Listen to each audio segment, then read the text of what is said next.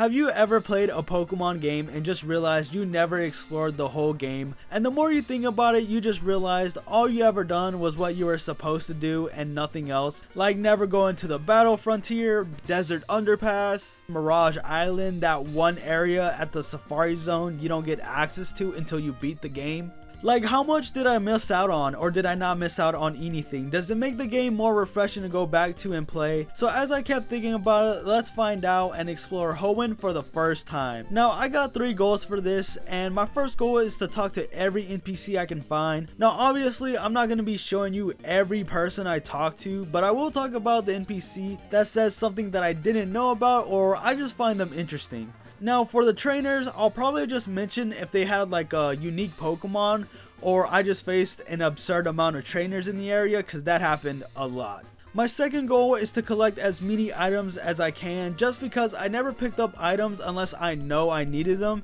So I just want to see what items I missed out on. Now that does mean any really useful items I probably won't talk about, as I already know about them, and that would be the whole point.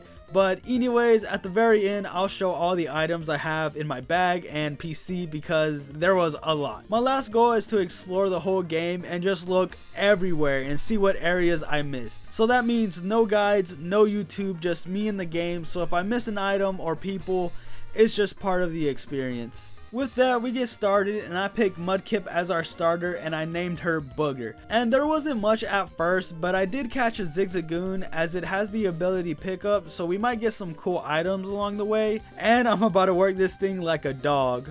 So going to the first few routes, there wasn't really anything until we were in Petalburg City, where we meet this dude with sunglasses, and I'm not gonna lie, I never read this dude's dialogue, so I'm curious to see who he is, what he talks about, and he goes on about trying to find strong trainers when he looks up and down at us and says that we're a nobody.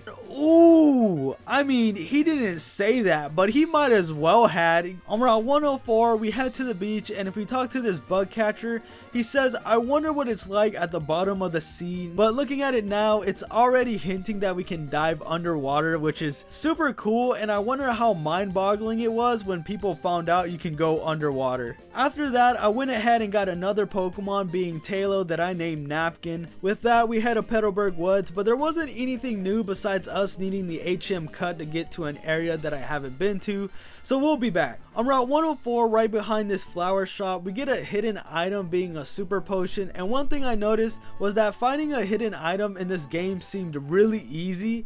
Like, you can look at an area and just think, yeah, I think there's something there, and for the most part, you'll be right.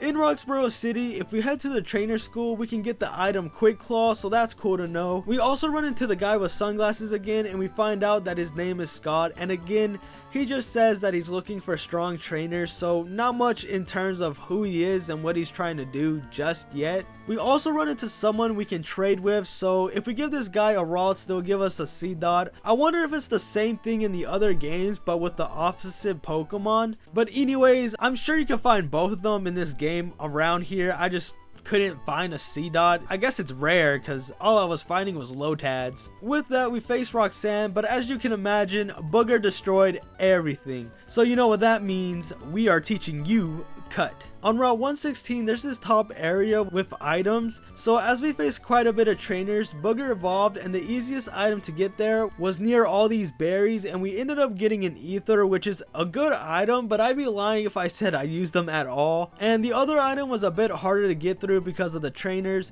but we get a potion, so not really worth it. They could have just switched the items around and I'd be a lot happier about it, but I guess it was good XP. Okay, so now that we have Cut, we can backtrack a bit, and on Route 114 we get an X accuracy. I mean, I don't know what I was expecting, maybe a repel, but an X accuracy is crazy. I was not missing out on anything. In Petalburg Woods, we find a Miracle Seed, a Tiny Mushroom, a Great Ball, and an X attack, and honestly that was a pretty good find if you ask me, besides that X attack. So now that we have gotten everything, we can leave and head to Dewford Town. And as soon as we land, we head to the first house we see, and this guy will give us a silk scarf, and that's it. Surprisingly, I explored this place pretty well, as I didn't find find anything else, but to be fair, this place is not that big to begin with. But we do have to go back to Granite Cave to use a Mach Bite, but we can't do that just yet. So we faced Brawly and Napkin was doing really good, but we got unlucky when Wing Attack didn't KO and they use a crit Vital Throw to knock us out. So we just sent out Booger and used Tackle to knock them out. At this point, I really wasn't going to add any new members to the team as I didn't want to use anything, but then I remembered I could get a whole Ludicolo, and you know what, why not? So I went back to Route 102 and caught a Lotad that I didn't name because Ludicolo is a great name. In Slateport City, we meet Scott again, and again, he goes on about finding strong trainers, and at first, I was really interested on what he was going to say, but at this point, I can pretty much assume what he's going to talk about, so I'm not curious anymore. There's also this blue sailor near this boat who talks about what they do with old ships, and he says that they sink them so that they become habitats for Pokemon, and you know what? That makes sense, but at the same time, I feel like the people were just too lazy to take the ship apart. At the Pokemon fan club, there's someone who can teach Swagger, so that's something, but I feel like if I were to use that move, it would backfire on me. There's also this couple at the market who will give us an item if we have max friendship or something, and I already have a Soothe Bell, so I wonder what it could be. Maybe another one? We're gonna have to come back for this later. The last thing I want to talk about is the battle tin. I thought all these were contest halls, but I guess they switched it up in Emerald. It turns out we have to rent out 3 Pokemon and try to beat a couple of trainers with those Pokemon, and it was really cool, but the Pokemon didn't have any good moves, so that made it a bit harder. But overall, I had fun and I ended up winning the whole thing, and I thought I was gonna get a good item like a Hyper Potion or a Revive, but I got a full heal. Yeah, that was not worth it. Since we faced so many trainers, Lotad evolved into Lombre and Napkin evolved into Swellow. On Route 110, you can decide to go left or right, and I'm being honest, I never go left, and I don't know why, I just don't. It turns out to be Route 103, and besides finding a couple trainers, there wasn't much here besides some berries. I will say, unless you head all the way to the left where you see the lake, you'll miss an item where the berry trees are at, and I rushed over there thinking, oh, it's hidden really well, it's probably a TM or something, and it turned out to be a guard spec. Probably the worst item you could get. Shaking my head. The next place I went to was the Trick House, and I remember doing this way back in the day, but I was too dumb to understand what was going on. Now I'm pretty confident that I can do it, and if not, well then that's embarrassing. And yeah, all I did was read the board, follow the directions, talk to this dude, and go around cutting trees until I reached the end. It wasn't hard at all. We ended up getting a rare candy, and finally something was worth it. There's also surprisingly a lot of hidden items on Route 110 as well, and like I said before, they made it super obvious this time around. I didn't need the item finder, I just saw the area and was like, I'm pretty sure there's something here, and sure enough. We also fight May, but since we had a counter to all of our Pokemon, she wasn't much trouble. In Mauville City, I decided to play at the game corner as I only played it once and I sucked. So going into this now, I was like, alright, it's time to lock in. Yeah, I didn't win anything. Oh man, that was bad. It was so bad. I just kept playing because I was like, ain't no way. Yeah, I never won anything. Let's leave.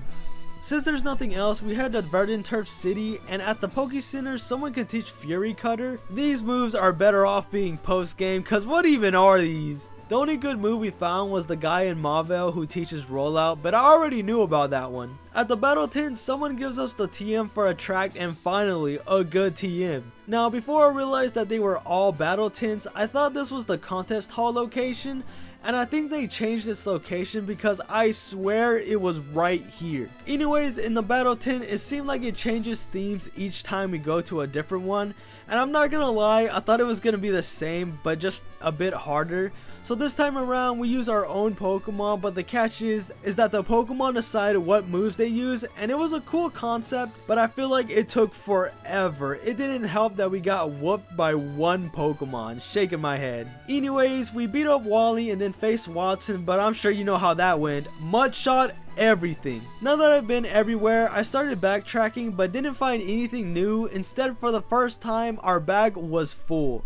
So that was something. I wonder how many times that's gonna happen, because obviously I'm gonna keep some items like potions, antidotes, repels, but put everything else in the PC. And since we could get a bike in Mauville, we go back to Granite Cave and luckily it wasn't hard to solve, and we find a rare candy. Now that we went everywhere, we end up at Route 113, and I don't know about you guys, but this is an area I always skip, but it turns out there wasn't much here besides a couple hidden items and getting a suit sack, but I couldn't figure out how to use it. I tried to use it on some grass, it didn't work. I tried to use it on some grass that still had ash, and it didn't work. I tried using it on an ash pile, and again it didn't work. I was so confused, and I don't know what I was supposed to do. I guess we'll never know. In Followboard Town, they have a new battle tent, and honestly this one was super interesting. You only get 3 turns, and if nobody gets knocked out, then a judge will decide who wins based on mind, luck, and skill. So pretty much who kept attacking, who used the best moves, and how much health did they have at the end. It didn't take long, so I really enjoyed it, and in the end I won the whole thing and I got a hyper potion, so I'll take it. At Meteor Falls we have some places to go back to, but in the meantime we have some story to go through, and I'd be lying if I said I knew the plot for Emerald. But anyways, I'm not really gonna talk about the plot of the story, just some pieces here and there that I just didn't know about. Anyways, did you know after you beat Maxie at Mount Chimney, you can actually take the meteor bag that he stole? That's crazy. I didn't know you could do that, but it doesn't look like you do anything besides look at it, I guess. And it didn't hit me until like I was writing this. I think I'm supposed to take it back to the person. I don't know why I didn't think about that. Okay, I'll do that later. In Lava Ridge Town, there's this house where we can learn Mimic, and I'm starting to realize that for real, these moves are just not good. We also end up with a full bag again, so we had to take some stuff out. With that, we face Flannery, and of course, she didn't stand a chance. So once we meet May, we get them goggles to go to the desert, and we got super lucky with the tower popping up. And I'm not sure if it's always there, so you best believe we went straight there, and it was my first time going inside Mirage Tower, and it was pretty bare bones. I was expecting an item or like a really hard puzzle, but it was really straightforward. So we just grabbed a random fossil and then the tower went away. After that, we faced Norman, and it wasn't as hard as I thought. With Napkin, we were going crazy. Wing Attack was doing a lot of damage, and once they heal, we would use Endeavor, bringing them back down, and then using Wing Attack to finish them off. We did switch once when Linoon came out, but nothing Booger can't solve, so once he sent out Slacking, we switch into Napkin and use Endeavor before going down to a Feint Attack. After that, we sent out Booger and use a crit Mud Shot to win the fight, and right after, Booger evolved into a Swampert. Once we leave, we find out Wally didn't tell his dad he wasn't coming home, and he doesn't have a clue, while the mom knows, and that's kind of funny to me. I forgot about that. Now that we have the HM for Surf, we were supposed to start backtracking to all the water areas we missed, but halfway through I got sidetracked and started looking for a Corphish. I will say we did find an item that I didn't know was there, but it was mostly PP ups and carbons, but I can't complain, these items be expensive. On Route 115 we can get Focus Punch, and honestly that's new to me. Usually I have an idea on where to find TMs in the older games, but not this one. Oh yeah, going back to that Corphish we caught, we named him Cup. Alright, now it's time to explore a good chunk of water from Dewford all the way to Slateport, and I thought it would take around 2 hours, but not even that. Maybe an hour 20. I think it just felt way longer because the amount of trainers you have to face was insane. So much so, Cup evolved not too long after. We did find a couple items, but nothing noteworthy. At the abandoned ship, we fight this blue sailor, and that's when I realized I should appreciate the animation a bit more when the Pokemon come out, because Seal had no reason to look this cute. The roll, the eyes, it's perfect. Okay, maybe not everything. Surprisingly, that's all that I found, just a bunch of trainers and a heart scale, I guess. On Route 110 in the middle of the bike trail, if we use Surf we can get another rare candy, and if it wasn't obvious before, I don't know a lot of the rare candy locations. At the Fiery Path, there's an area where you can use Strength, and we got an item or two and a TM Toxic. For some reason, I thought you could get Flamethrower here, but I don't think you can find it at all, which is weird because you can find Thunderbolt and Ice Beam in the wild. Also, we ran out of storage again. On Route 119, I realized that this is actually a big area that continues to have this layout until you reach Lilycove, which is pretty cool but annoying because of the tall grass. But anyways, there's an area where you can use an acro bike to get across to this other area. So I had to make sure to switch bikes before coming here, and I never been here before because I couldn't figure out how to use the bike correctly. So here I am years later, still trying to figure out how it works. And I was real stubborn about it. I refused to leave until I figured it out. And it turns out you have to press B and whatever direction you're trying to go at the same time and you'll hop. It broke my mind and I can't believe I never figured that out. I was so excited, like I wonder what cool items I could find, but no, all we got was some calcium. And I guess this area is more for like secret bases and stuff, but I never done that before and I was never interested. I might now, but who knows. So after doing some story, we faced May, and after beating her up, Scott saw the whole thing and talks about how upset May actually was. And I think that's really refreshing to see because I was just under the impression that she was just really easygoing, just being like, oh, I lost, oh well. So that was nice. I just wish the rivals had a bit more personality to them. I also think that's the only time Scott said anything different from what he usually says. But I kid you not, right after he said that he was still looking for strong trainers. On our way to Fortree City, we find a leaf stone, and I thought we could evolve Lombre, but we couldn't. I was thinking of Nuzleaf the whole time, and I'm stressed. We're already at our 6th gym, and we still can't evolve Lombre. What type of nonsense is this? Anyways, now that we're in Fortree City, there's this old couple who could give us sleep talk, and if you talk to the lady and play a little game with her, and guess what hand has a coin, you can get the TM hidden power. But all I did was guess all 3 times and got it right, so either it didn't matter what you picked or I just got really lucky. There's also this guy who's outside and he tells us that he saw a gigantic Pokemon in the sky and it seems to squirm as it flew towards Route 131, pretty much telling us where the general area to find Rayquaza. Leaving the city for a little bit, on Route 120 we can get another rare candy, and I just want to know how I thought these were rare, cause I swear they are everywhere now.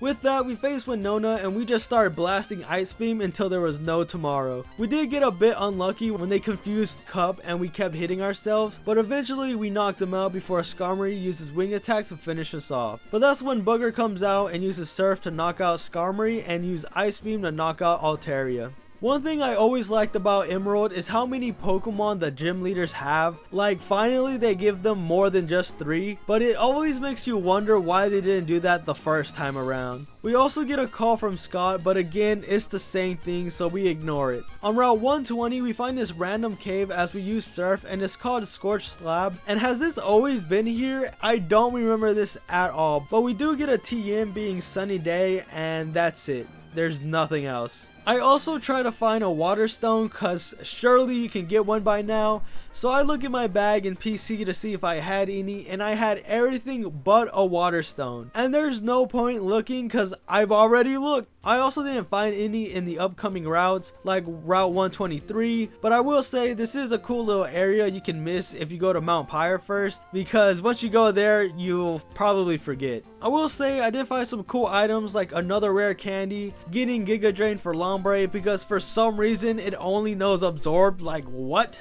Why? I also ran into this trainer which I didn't think much about until the rocks started moving, and it turned out to be an old man. Oh, okay, I thought I was seeing things. I was like, ain't no way. What's crazier is when we get up close, he has hair. They did this man dirty. This was also the first route where I had to go through it twice, as if you went a certain way, you were gonna miss an area. In Lilycove City, there's a bunch of stuff to go through. The first house we can go into, there's someone who actually has some dialogue that I thought was interesting.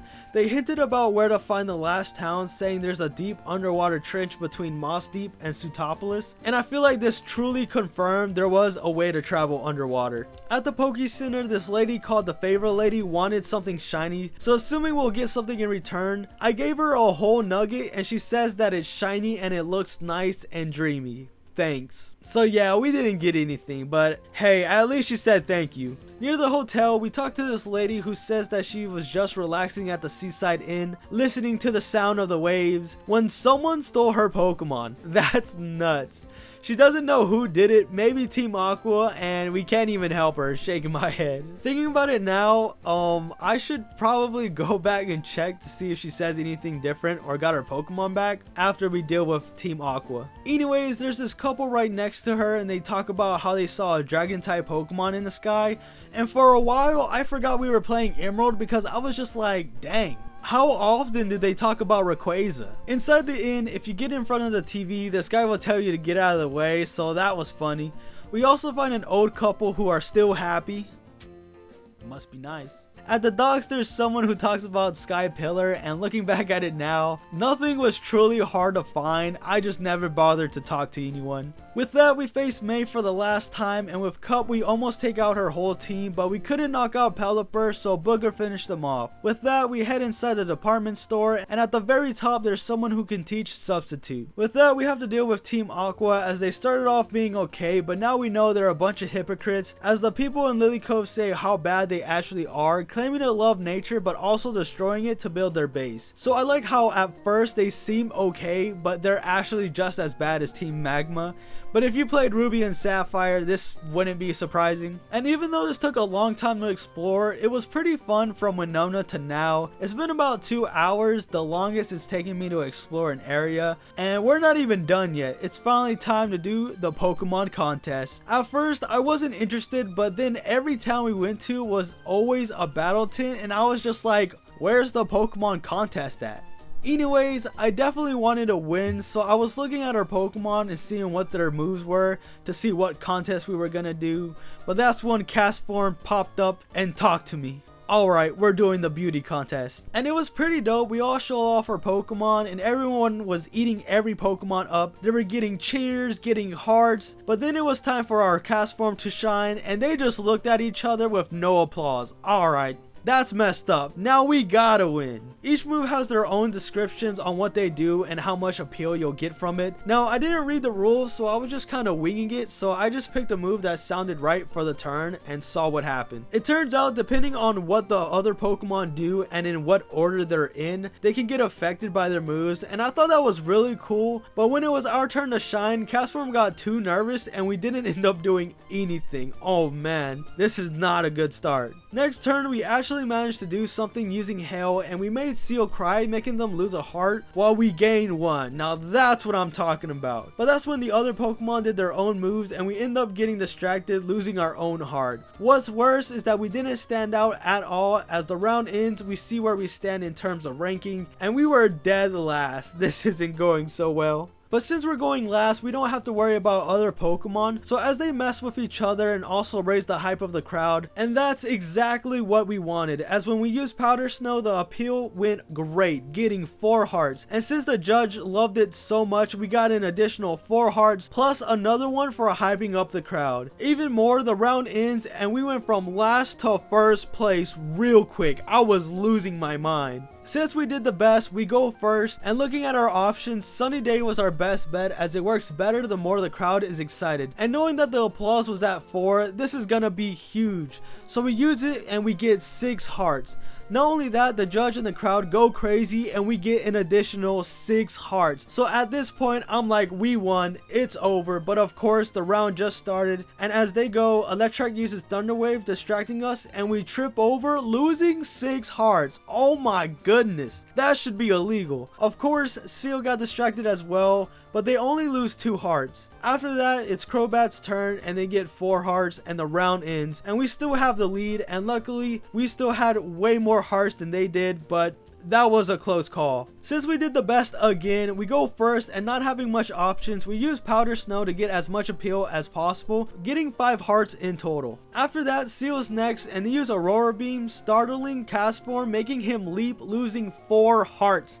I'm stressed. while they get 3. After that, when it was Electric's turn, they used Thunder, distracting everyone, and we got distracted so bad we got a black heart. It can't get worse than that. Everyone else ended up at 1 hearts, and even though we failed that round badly, the contest was over and I still had a huge lead, making us come in first place. That was surprisingly really fun and intense. I wasn't expecting to like it as much as I did, and I'm not gonna lie, I'm gonna have to play again. After that, we head to the Safari Zone, and it wasn't as big as I thought, nor did it have that many items, and the only thing that I saw was that there's a rocky sandy area that I never been to, but that's honestly it. There was an area that was blocked off, so we'll have to check that later. For some reason, it didn't really feel like a Safari Zone, but that's just me. At Mount Pyre, this dude fell through the floor and was telling me that it hurt, and I just thought that was hilarious. We do some story, and yeah, Team Aqua showed their true colors, stole a whole sub, but that's none of our business. It looks like we missed an area in Slateport,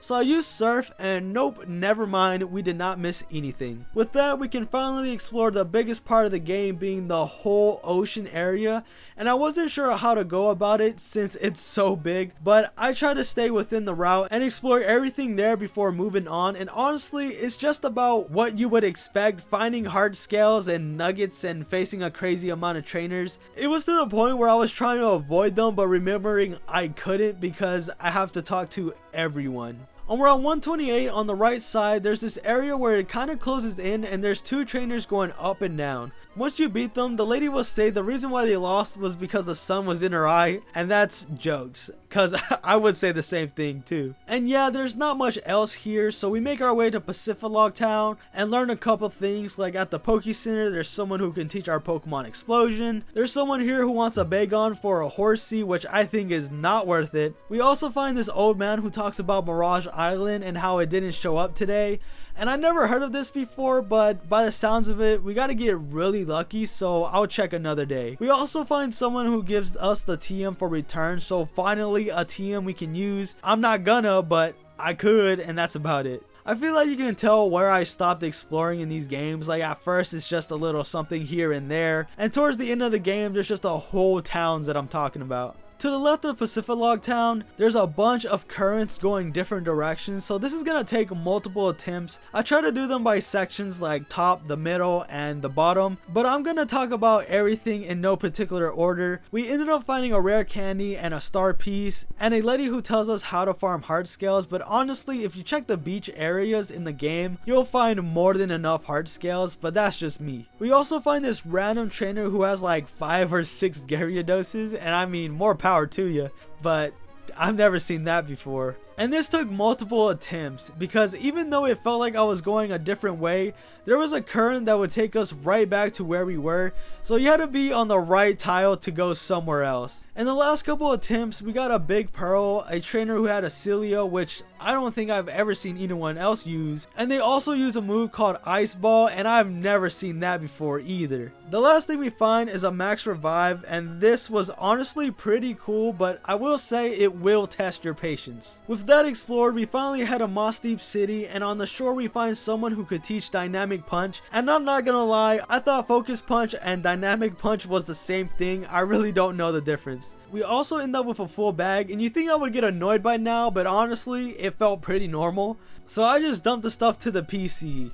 Now I just want to see what we have at the end. I tried not to use any of the items that we got, but I did use a few like potions, repels, or anything that sells well like pearls. With that, we can face the gym, and I found the gym puzzle really easy compared to the ones in Ruby and Sapphire, so I thought that was interesting. Other than that, Tate and Liza were kinda annoying. It was really drawn out, not that we were really struggling, but them healing back up and then setting up a sunny day was not fun.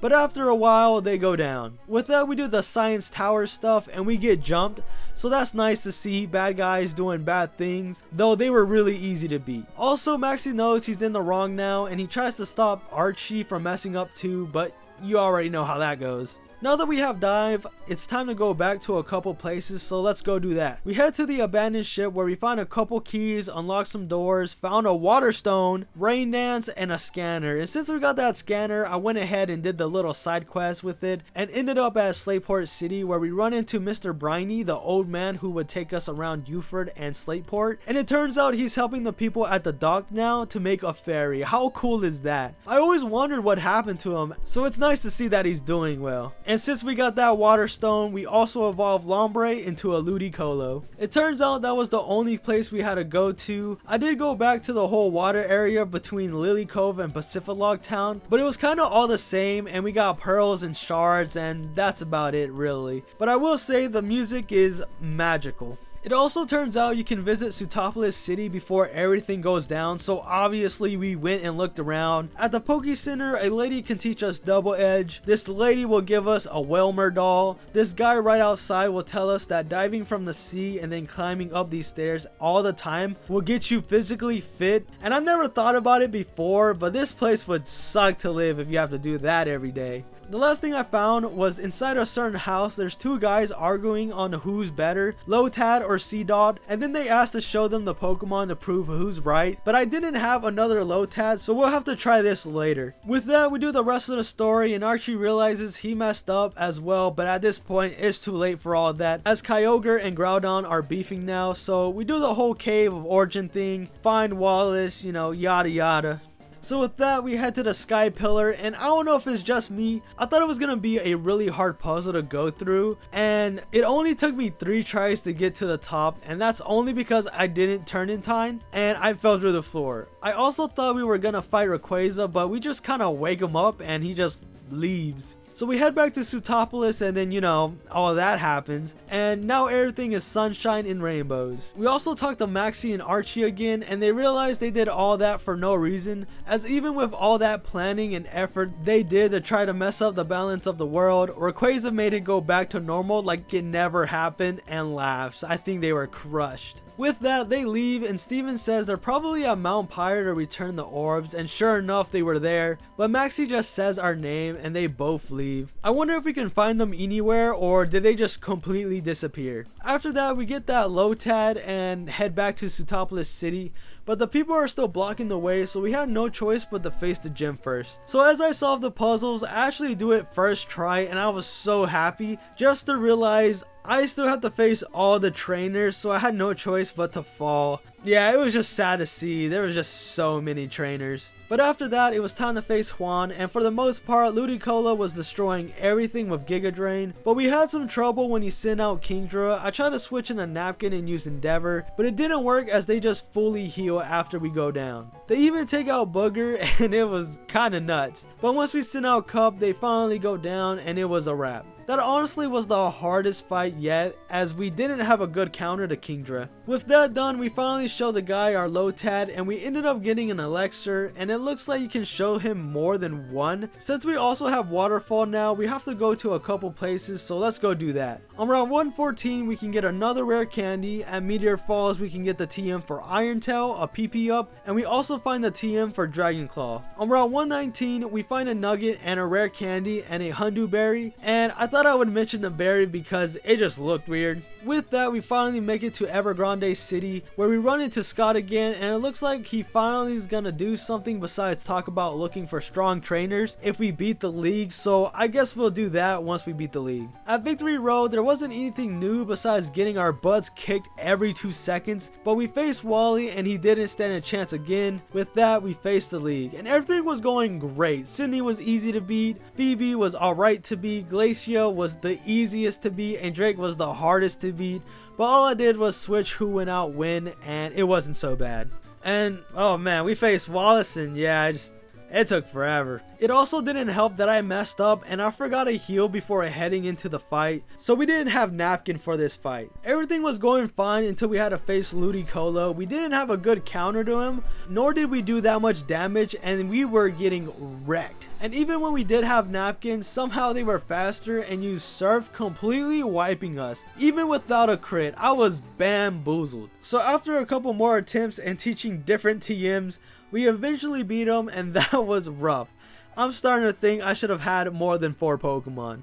After we beat the game, we get a call from Scott telling us to board a boat. So we do, and we actually see the inside of the boat, and I never thought I'd see the day. Scott talks to us, tells us about the Battle Frontier, and that's our next location, and this is all new to me. I never been there before, but before we do, I went ahead and explored the boat and found a TM, a bunch of trainers, and found Mr. Briny, and it turns out he's the captain of this boat, and that was nice to see. The last thing we find was leftovers, and that's such a good item. It's a shame that you could only get it into a post game, but it still was a pretty cool find. Once we reach the Battle Frontier, we find out Scott actually owns the Battle Frontier, so that was something I was not expecting, so I guess all that time seeing him wasn't a waste. We look around and it turns out this place is huge. I thought it was just one big building, but no, there's houses everywhere, different battle buildings. I didn't know where to start, so I just kind of went everywhere without really thinking about it, and we found some old people who could teach us really good moves with battle points. We also hear that there used to be really good trainers back in the day, but all they do now is fight with each other, so seeing people with personality was nice. We also find someone we can trade with, as if we give them a Skitty, they will give us a Meowth. There's also a little girl who tells us how our Pokemon feel, and I'm not gonna lie, 3 out of 4 of our Pokemon said the same thing, so either that's really good or really bad, who knows. So that's all I ended up finding, but as I look at the different types of battle towers and reading what they are, I just realized it was pretty much all those battle tents we went to while playing the game, just on a higher difficulty. So I didn't play all of them, but I did do a few, like the Battle Dome. I did an open level double battle. I ended up winning the whole thing, and I got 1. Yes, that's right, 1 battle point for facing 7 trainers. That is it. I also did another one, but I'm not sure what I did, but we did a solo battle and Lilycove was putting in crazy work. I'm telling you, I wiped every trainer with just Lilycove until like the last fight. It was bananas. So overall, it was pretty cool, but unless you're like a battling fiend, I wouldn't come here that often. With that done, we still got a couple places to go to, as either it's post game or I just never went at a good time, so we just couldn't enter it. First was that one area in the Safari Zone. We find some items like a nugget and a big pearl and a hidden item that I don't remember. But other than that, it was some Gen 2 Pokemon, and that was nice to see. Their animations were pretty good too. But yeah, it was kind of small. Next is Shoal Cave, and yes, I didn't forget about it. I just couldn't go at the time because it was a high tide. But I finally got lucky and it was low tide, so this was super exciting to me since it was the first time being here when it's low tide. It was surprisingly big, but it wasn't hard to get around. The only sucky part is, as soon as we pick up an item, we had a full bag, so going back up and emptying it out was a little annoying. But other than that, we ran into someone other than that old man in the beginning of the cave, and they give us a focus band. As we go deeper into the cave, I found this icy area that I've never seen before, and I was like, whoa, how big is this cave? But it turns out it's only this small area. But it didn't matter, as I finally found it. I finally found a snow run. I've been looking for this thing for years and I finally got one. It's just a shame that I don't really need it anymore, but it's fine. Other than that, we got a never melt ice. The next place we go to is the Desert Underpass, and there's nothing here, just a whole lot of nothing.